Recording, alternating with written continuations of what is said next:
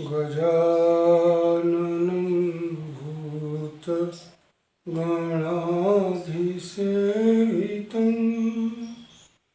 कपित्थजम्बूफलचारुभक्षणम् उमासुतं शोकविनाशकारकं नमामि विघ्नेश्वरपादपङ्कजम्।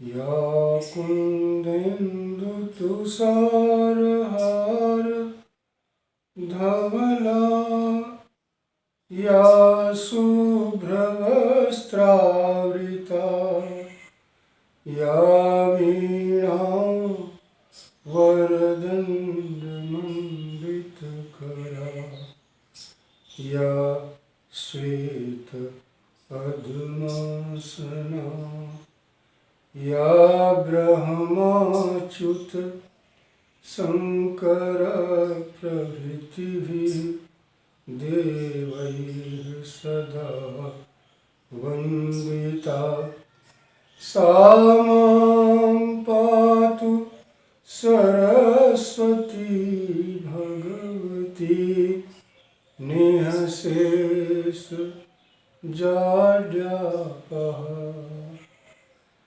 सर्वेश्वरी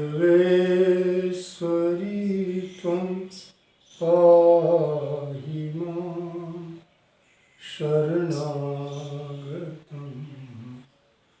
अघोरेश्वरी त्वं पाहि मां शरणागतम्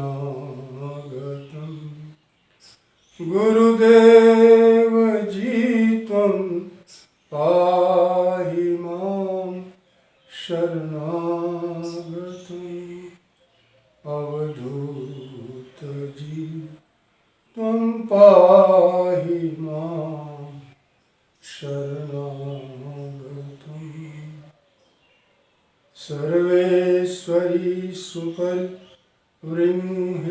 सर्वशक्ति स्वेच्छावधूत भवभोग रस प्रसक्ति यो अज्ञान रावण रिपुर विपदां विराम श्रेयस्तनोतु भविना भगवान स्वराम। ओम ओम ओम मा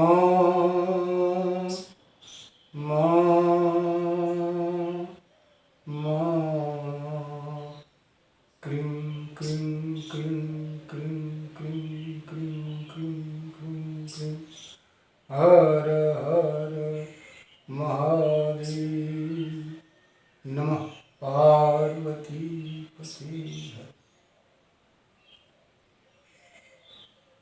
आज अपनी मैं पावन स्मृतियों को विनम्रतापूर्वक प्रणाम निवेदित करते हुए पुनः कथा प्रारंभ करना चाहूँगा।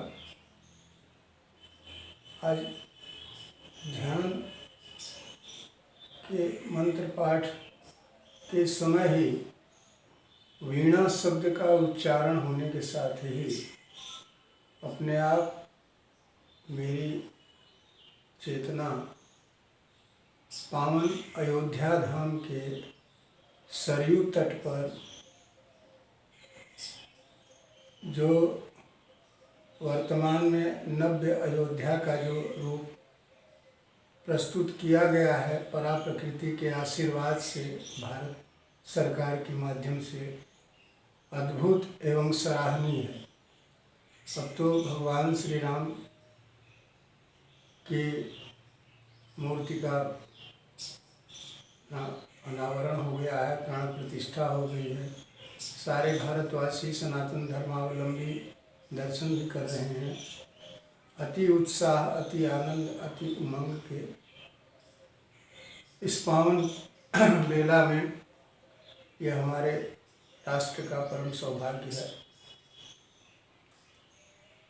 वो वीणा लता मंगेशकर जी भारत की बहुत प्रख्यात गायिका रही हैं, साधिका रही हैं संगीत की। उन्हीं की स्मृति में वो चौराहा बना है और अद्भुत वीणा वहाँ पर लगाई गई है। अयोध्या भगवान श्री राम की जन्मभूमि है। माँ सर्वेश्वरी स्वरूप सद्गुरु महाप्रभु अघोरेश्वर महागुरु अयोध्या से उनका बहुत ही गहरा स्नेह लगाव रहा है। उन्होंने अपनी प्रसिद्ध कीर्ति साहित्यिक कीर्तियों में अघोर वचन शास्त्र में एक जगह सूत्र वाक्य उद्धृत किया है।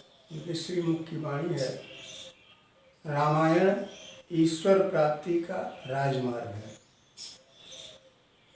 रामायण ईश्वर प्राप्ति का राजमार्ग है तो रामायण में तो सिर्फ राम राम राम राम राम राम ही है। सब कुछ राम से ही ओतप्रोत है और संपूर्ण राममय रामायण है।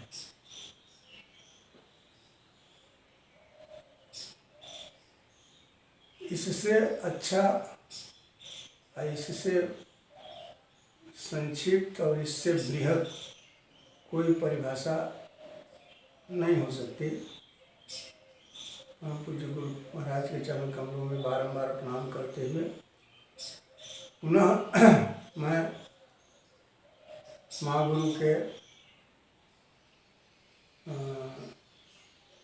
पावन चरण कमलों में नमन करते हुए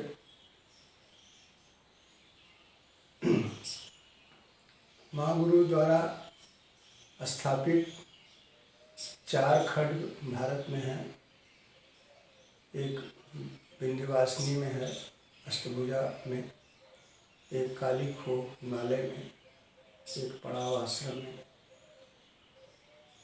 एक और कहीं है, हमें इस समय याद नहीं आ रहा है। 4 माँ गुरु के द्वारा स्थापित खड्ग हैं।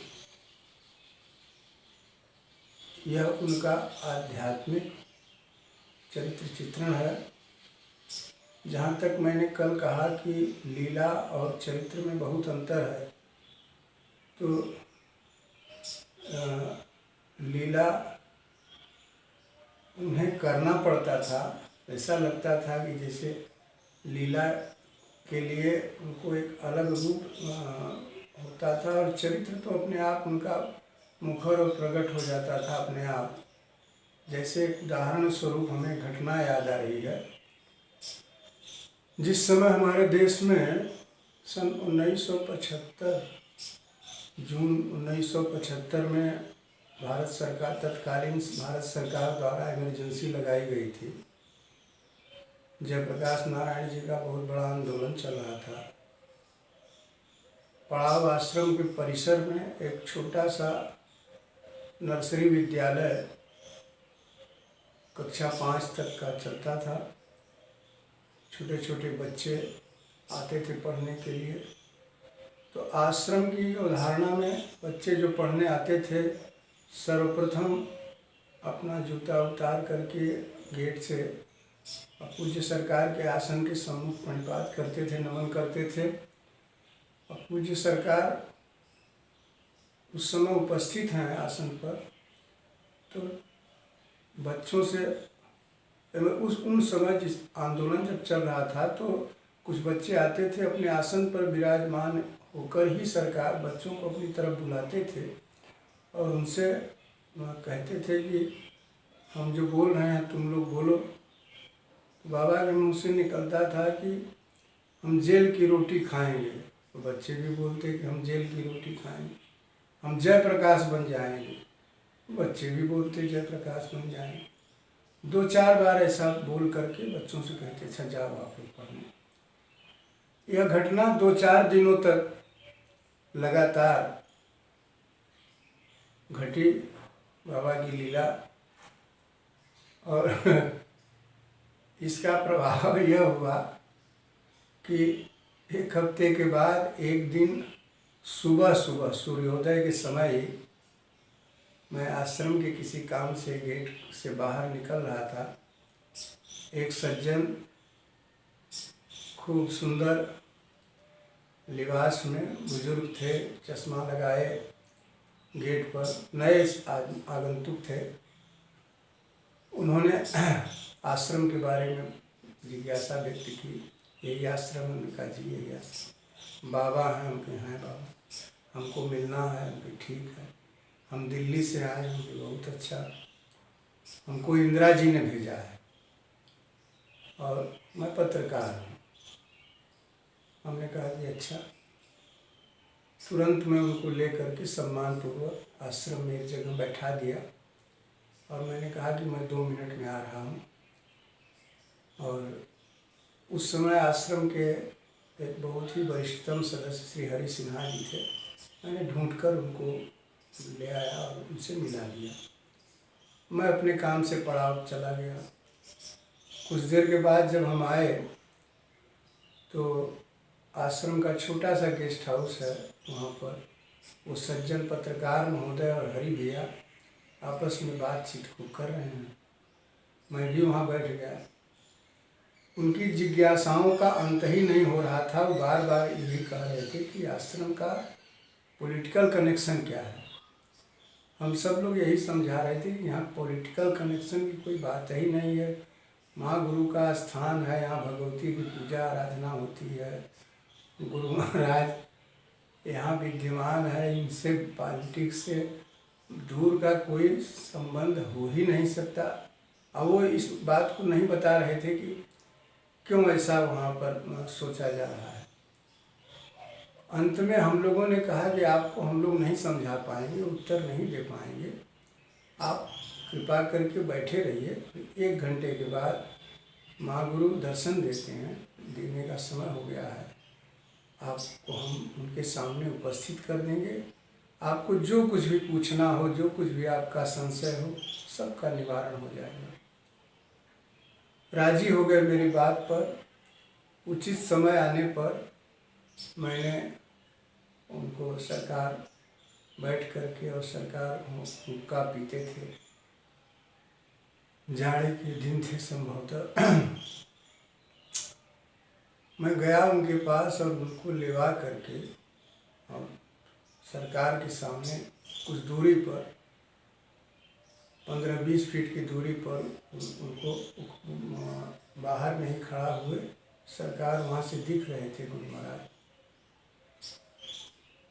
इसके बाद अकस्मात वे एकदम ज़मीन पर लेट गए। उनका चश्मा कहीं अन्यत्र गया और बैग अपने आप कहीं इधर चला गया और दोनों हाथ उनके ज़मीन पर समतल हो गए और वे बिल्कुल लेट करके और धीरे धीरे उठे। उठने के बाद अपना सामान उठाए, चश्मा आँख में लगाए।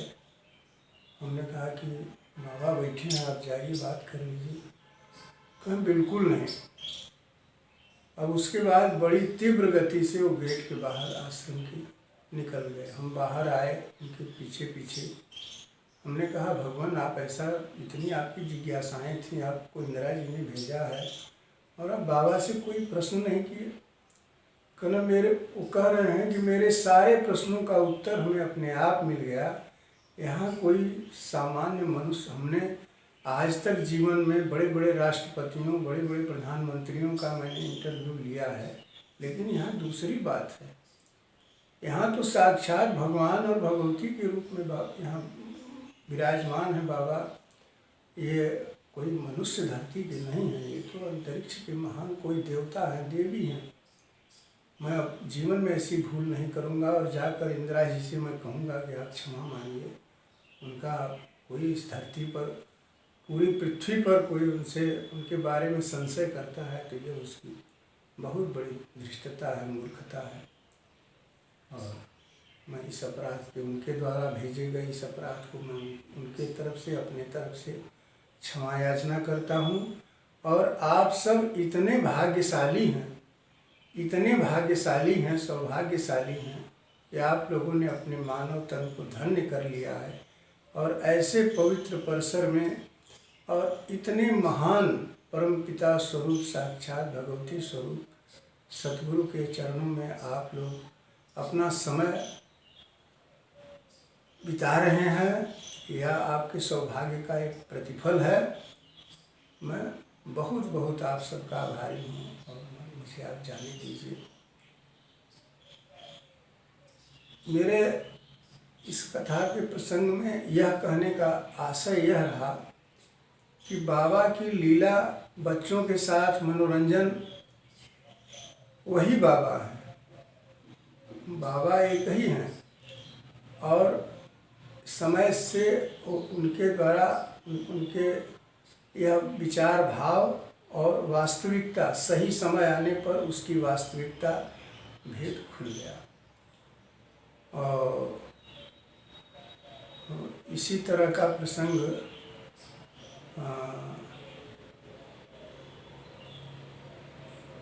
अनेक बार इस तरह की घटनाएं घटती रहीं। कुल मिलाकर हम यह कह सकते हैं अत्यंत श्रद्धापूर्वक कि अनंत महिमा, अनंत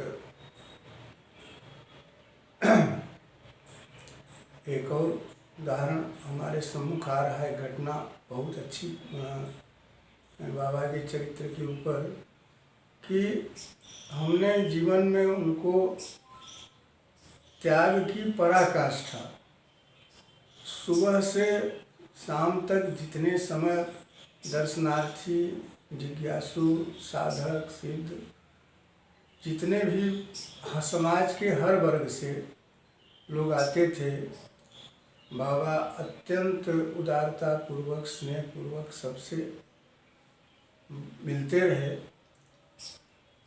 एक दिन एक सज्जन राजस्थान के कोई अच्छे ठाकुर साहब जमींदार थे, आए और 2-3 लोग उनके साथ थे।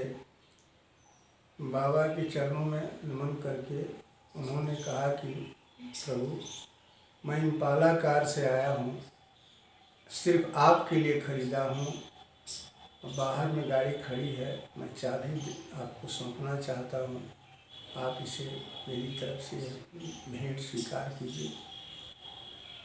बाबा ने तुरंत बड़े ही उदासीनता पूर्वक कहा कि हमें क्या, कोई ज़रूरत नहीं है, कोई आवश्यकता नहीं है, हमारे पास हैं साधन आने जाने के जो इस समय हमारे लिए पर्याप्त हैं,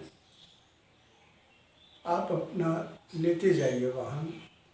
वो बहुत जिद करने लगे तो बाबा ने कहा कि मैं अपने, अगर आप कुछ देना ही चाहते हैं तो मेरी इच्छा के अनुसार एक हम अपने गुरु जी की फ़ोटो दे रहे हैं आपको, उसको आप अच्छी प्रतिमा के रूप में बनवा करके और हमारे आश्रम में विदा करा दीजिएगा। उसको उन्होंने सहज स्वीकार किया और वह प्रतिमा वर्तमान समय में क्रीम कुंड में परम पूज्य बाबा राजेश्वर राम जी महाराज की वहाँ क्रीम कुंड में स्थापित है और उस पर लिखा हुआ है मुकुंदगढ़ प्रतिमेय दानम। कोई मुकुंदगढ़ जगह है, वहीं के व्यक्ति रहे, राजस्थान में झुंझुनू जिले वो स्थापित है। उनकी अनंत स्मृतियाँ मानस पटल में विराजित हैं और उनके अत्यंत आत्मिक सुख हमें उससे प्राप्त होता रहता है और उन्हीं स्मृतियों के सहारे वही मेरा जीवन बहुत ही आनंदित और बहुत ही संतुष्ट, तृप्त और माँ गुरु की याद भरा क्षण जो बीत रहा है वह बहुत ही मेरे लिए आनंद का विषय। आज के दिन मैं इतना ही कह सकूँगा, इसके आगे अगले भाग। माँ गुरु की जय, माँ गुरु की जय, बाबा विश्वनाथ की जय। हर हर महादेव, नमः पार्वती पते हर।